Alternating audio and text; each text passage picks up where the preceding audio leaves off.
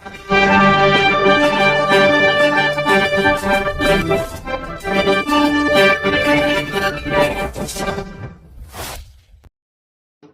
Basically ये lung failure clinic जो शुरुआत करने जा रहे हैं, जो शुरुआत की है हमने कल मार्च में लॉन्च भी किया है।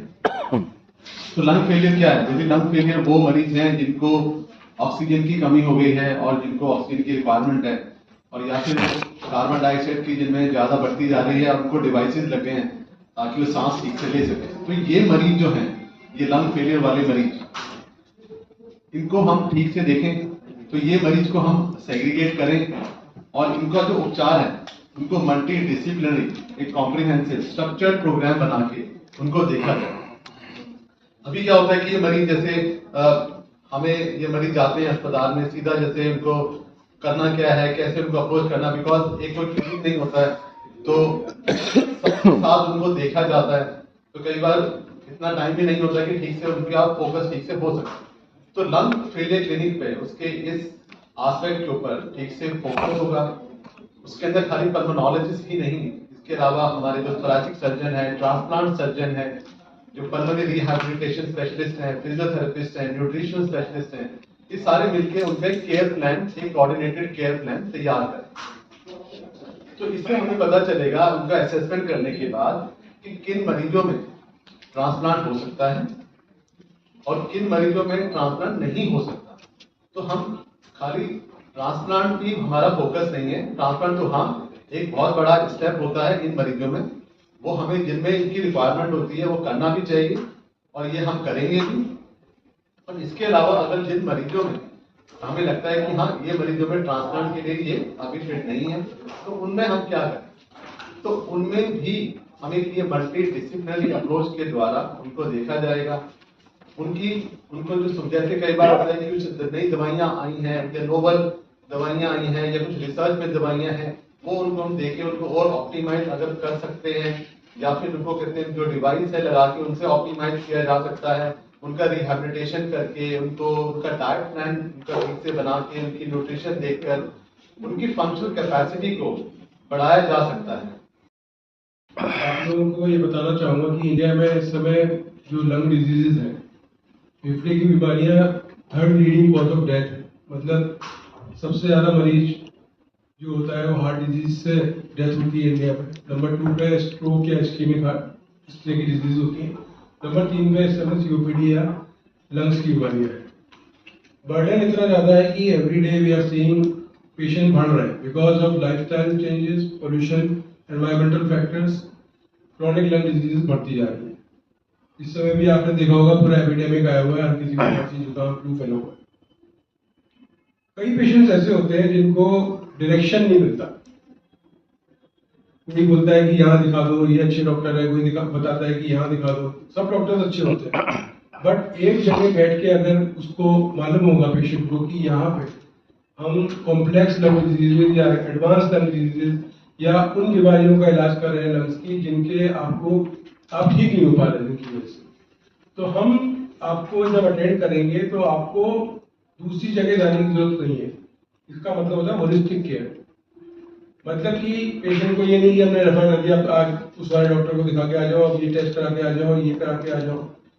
आप हमारे पास आते हैं तो हमें मालूम है कि आप एक कॉम्प्लेक्स लंग डिजीज पेशेंट है और हमें आपको ठीक करना है। तो उस ठीक करने में हमारे सारे कंपोनेंट्स हैं। हम साथ में हम डिसाइड करेंगे कि क्या आपका ट्रीटमेंट चेंज हो सकता है, क्या आपको कुछ दवाइयाँ ऑफर हो सकती हैं, जैसे न्यूट्रिशन बताया, पल्मोनरी रिहैबिलिटेशन मतलब support of physio.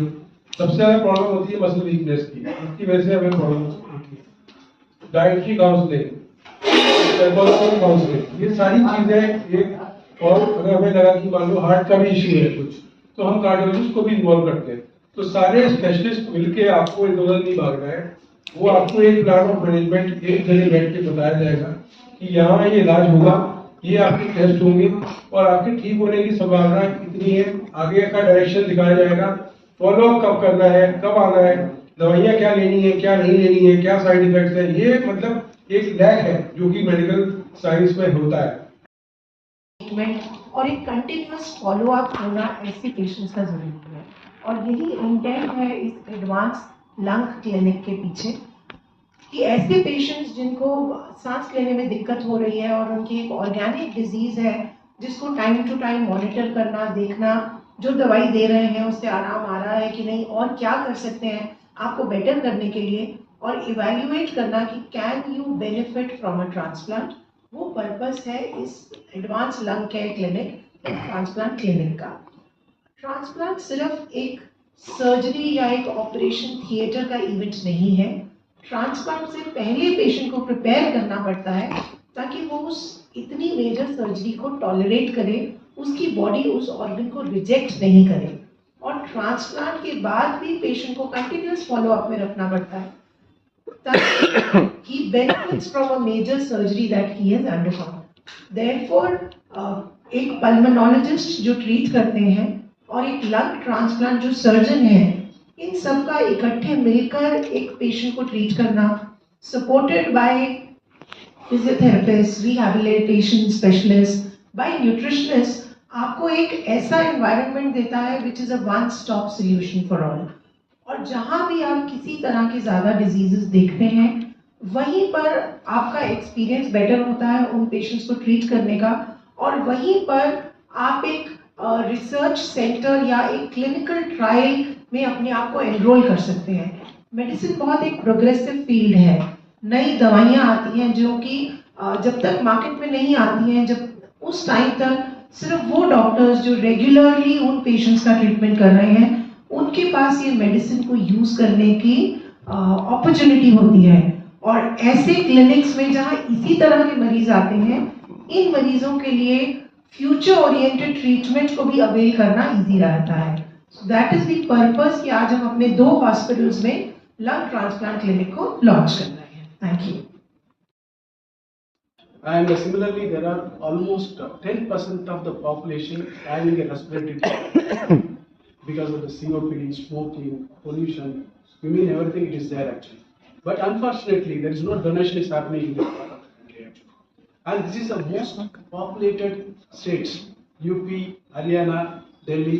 These are the hugely populated, and maximum number of road traffic accidents also happening in this region.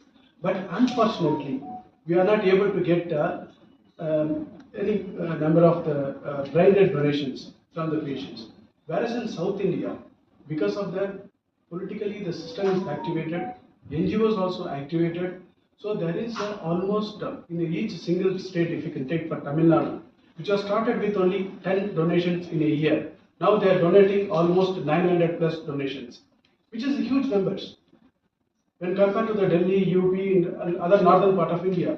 I think our aim is to promote the branded donation, and the number of respiratory problem with the problem patients are there. It is hugely populated in this area only, so they need more number of lung transplantation. Our aim is to start this lung failure clinic is to have a one team, one path. That is our aim. So patient will not go to one like a regular pulmonology OPD. They just go to the pulmonologist. They'll see, they'll come back. But here it will be like a comprehensive team. It is. They'll have a rehabilitation. They'll have a nutrition support. They'll have a transplant team which has been approaching them. Everything under one umbrella we are going to do. That is what the Fortis lung transplant program is going to be. So we'll be giving an opportunity for the public to live an extended quality of life. That is our main motto.